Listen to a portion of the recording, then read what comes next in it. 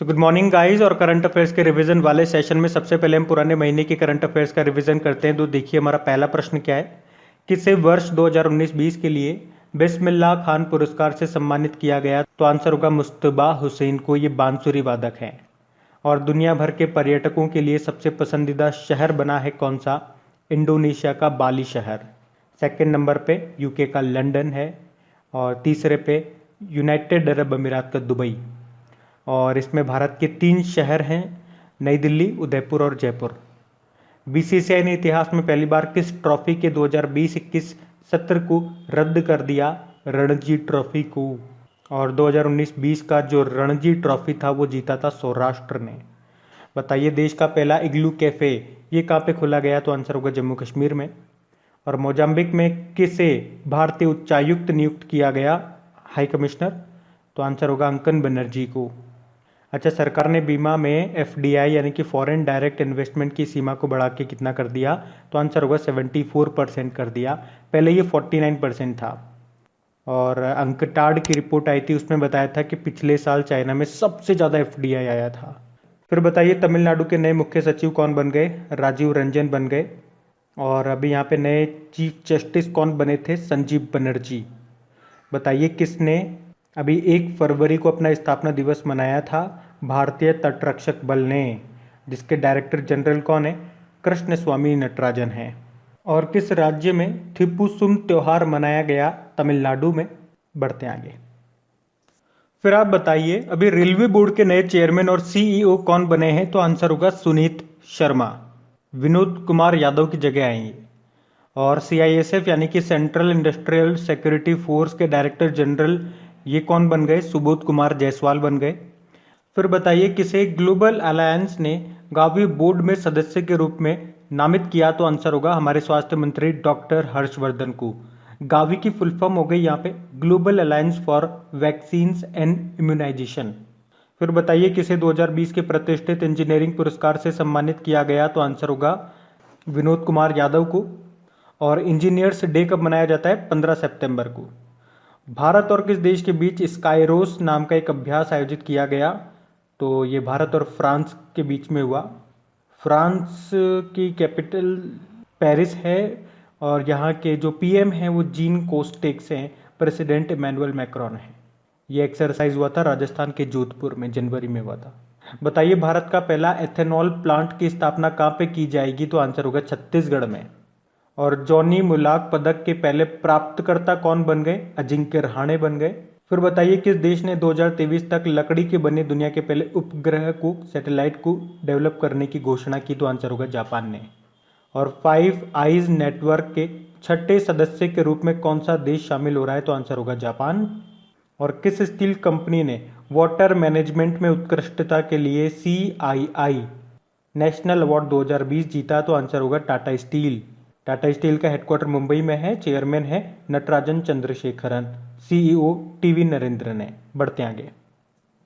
तो चलिए कल के करंट अफेयर्स का भी रिवीजन करते हैं। पहला प्रश्न आपसे क्या पूछा था कि भारतीय चावल अनुसंधान संस्थान यानी कि Indian institute of rice research के निदेशक यानी कि डायरेक्टर कौन बन गए? तो आंसर होगा RM सुंदरम। साथ में याद रखो इंटरनेशनल राइस रिसर्च इंस्टीट्यूट का हेडक्वार्टर कहाँ पर है? मनीला फिलीपींस में है, जहाँ पे एशियन डेवलपमेंट बैंक का भी है।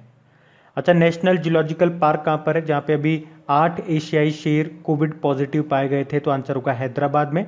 अभी इस जियोलॉजिकल पार्क को ISO सर्टिफिकेट भी मिला था और इस तरह से ISO सर्टिफिकेट पाने वाला ये भारत का पहला जियोलॉजिकल पार्क बना, ये आपको याद रखना है। फिर बताइए बंगाल 2021 ऑन इलेक्शन डायरी नाम की बुक को किसने लिखा? दीप हल्दर ने लिखा है। और कोरोना रोगियों के लिए मुफ्त स्वास्थ्य आहार योजना शुरू की अभी मध्य प्रदेश सरकार ने। बताइए किस कंपनी ने 100 सबसे मूल्यवान भारतीय फर्मों की सूची में प्रवेश किया? तो आंसर होगा सेल ने, steel authority of India limited, जिसका इसका स्थापना हुआ था 1954 में। ये एक महारत्न कंपनी है और इसकी पहली महिला अध्यक्ष बनी थी सोमा मंडल। फिर बताइए इंटरनेशनल नो डाइट डे ये कब मनाया गया? 6 मई को। और किस सिंगर को 2021 बिलबोर्ड म्यूजिक अवार्ड में आइकॉन अवार्ड से सम्मानित किया जाएगा? तो आंसर होगा ये अमेरिकी सिंगर है, पिंक नाम है इनका। बताइए किस फिल्म ने 11वें दादा साहब फाल्के फेस्टिवल 2021 में सर्वश्रेष्ठ फिल्म का पुरस्कार जीता? तो आंसर होगा जंगल क्राई। और ये सागर बल्लारी के द्वारा निर्देशित फिल्म है। बताइए, महात्मा गांधी के पूर्व निजी सचिव का निधन हो गया, नाम क्या था? वी कल्याणम उनका नाम था। और एक बुक है द बेंच, इसको लिखा किसने है? मेघन मार्कल ने लिखा है। और हाँ गाइस, देखिए आगे बढ़े उससे पहले मैं आपको एक सूचना देना चाहता हूँ कि ये हमारी जो करंट अफेयर्स के रिवीजन वाली क्लास है, इसे अब पहले भी वैसे रेस्पॉन्स ही कम ही था, लेकिन अब वो रेस्पॉन्स भी नहीं मिल पा रहा है इसको। तो अब मन में बस यही विचार आ रहा है कि क्लास को बस हम जल्द ही ओवर कर देंगे। मुझे पता है आप में से बहुत सारे स्टूडेंट्स ये चाहते हैं या ये कहेंगे कि प्लीज़ इसे जैसा भी हो चलने दीजिए। इसको बनाने में मेहनत उतना ही लगता है, लेकिन अब उतने भी व्यूज़ इस वीडियोस को नहीं मिल पा रहे हैं, मतलब ये चल नहीं पा रहा है। बेनिफिशियल है, रिवीजन इससे होता है, लेकिन आप समझदार स्टूडेंट हैं, आप लोग समझते हैं, इसलिए इसको देखते हैं। बहुत से स्टूडेंट नहीं समझ पाते इस चीज़ को, रिवीजन को वो नहीं समझ पाते, इतनी अहमियत नहीं देते हैं। बल्कि रिवीजन ही सबसे बड़ा फैक्टर है। आप कितनी पढ़ाई कर लीजिए, अगर रिवीजन नहीं करोगे तो सब कुछ बेकार है। आप 100 चीज़ें बिल्कुल नहीं पढ़ लो और उनका रिवीजन नहीं करोगे तो वो बेकार है। उससे अच्छा आप 50 चीज़ों को पढ़ लो और उसे 50 बार रिवाइज कर लो, वो 100 के बराबर है।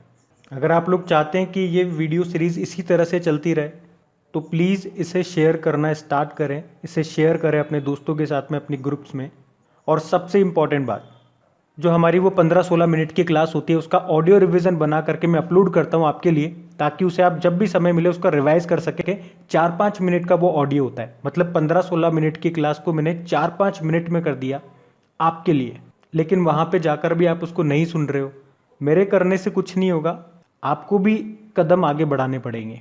तो कम से कम जितने लोग इस वीडियो को देखते हैं, 1000, 1500, 2000, पहले ये संख्या 5000 तक पहुंच जाती थी, लेकिन अब यही सीमित रह गई है 2000 के आसपास।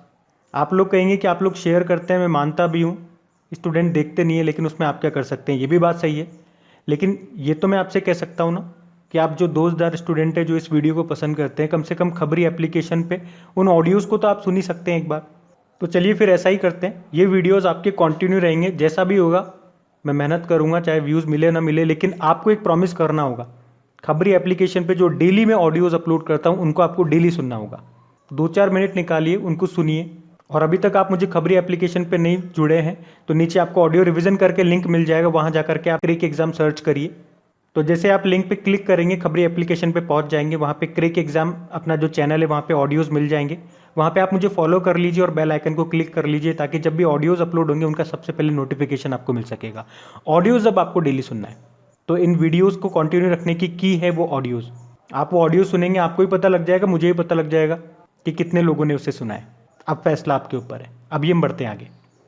स्टैटिक क्वेश्चन देखिए, वर्ल्ड पीस डे कब मनाया जाता है? तो आंसर होगा 21 सितंबर को, जिसकी थीम थी शेपिंग पीस टुगेदर।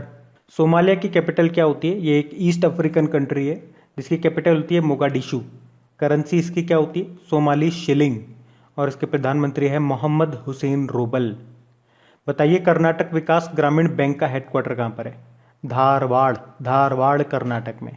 इसके चेयरमैन पी गोपाल कृष्णा हैं और इसने कुछ समय पहले विकास लागू सुवर्णा नाम से एक स्वर्ण ऋण योजना भी लॉन्च की थी। HDFC बैंक का हेडक्वार्टर कहाँ पर है? मुंबई में है। इसके जो CEO हैं वो नए बने, क्या नाम है उनका? शशिधर जगदीशन। इसकी टैगलाइन होती है we understand your world. Barbados की कैपिटल क्या है? ब्रिज टाउन है। मियां मोटली यहाँ की प्रधानमंत्री हैं। एक बुक है अ प्रॉमिस्ड लैंड, इसको लिखा किसने है? बराक ओबामा ने। बंधन बैंक का हेडक्वार्टर बताओ फिर आप। बंधन बैंक का हेडक्वार्टर कोलकाता में है, जिसके MD CEO चंद्रशेखर घोष हैं। और कैनरा बैंक का हेडक्वार्टर ये आपको मिलेगा बेंगलुरु में, जिसके CEO लिंगम वेंकट श्रीनिवासन हैं। आज़ादी फ्रीडम फेसिज्म फिक्शन नाम की बुक को किसने लिखा? अरुंधति रॉय ने लिखा है। वर्ल्ड बैम्बू डे, विश्व बांस दिवस कब मनाया जाता है? 18 सितंबर को। इसकी थीम पता है क्या? Bamboo now. बढ़ते हैं आगे। चलिए डेज की बात करते हैं। बताइए, इंटरनेशनल यूथ डे कब होता है? ये 12 अगस्त को होता है। और नेशनल यूथ डे तो आप जानते ही हो, स्वामी विवेकानंद जी के जन्मदिन को होता है। चलो फिर आप बता दो मुझे वो डे आप मुझे बताओ, नेशनल यूथ डे कब मनाया जाता है? अच्छा, इंटरनेशनल यूथ डे की थीम रही थी youth engagement for global action. विश्व हाथी दिवस ये भी 12 अगस्त को ही होता है। और विश्व अंगदान दिवस, ऑर्गन डोनेशन डे, ये होता है 13 अगस्त को। फिर बताइए, विश्व मानवता दिवस, वर्ल्ड ह्यूमैनिटेरियन डे, ये 19 अगस्त को होता है। वैसे 19 अगस्त को वर्ल्ड फोटोग्राफी डे भी होता है। फिर बताइए सद्भावना दिवस, ये होता है 20 अगस्त को, राजीव गांधी जी की जयंती को। वर्ल्ड सीनियर सिटीजन डे कब होता है, वरिष्ठ नागरिक दिवस, ये 21 अगस्त को होता है। और एक international day of older person भी होता है जो 1 अक्टूबर को होता है।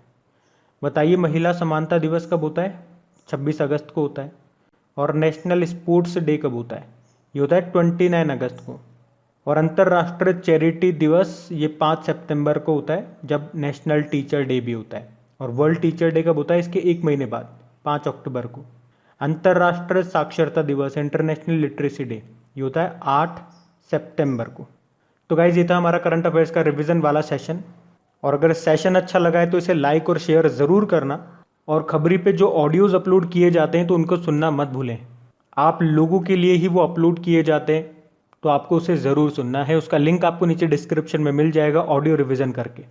अब कुछ क्वेश्चंस आप लोगों से पूछे जाएंगे, क्वेश्चंस आप लोग लगाइए और देखिए कितने क्वेश्चंस आप लोगों से बन पा रहे हैं। बाकी हम इनको कल सॉल्व करते हैं। ये रहे क्वेश्चन आपके सामने।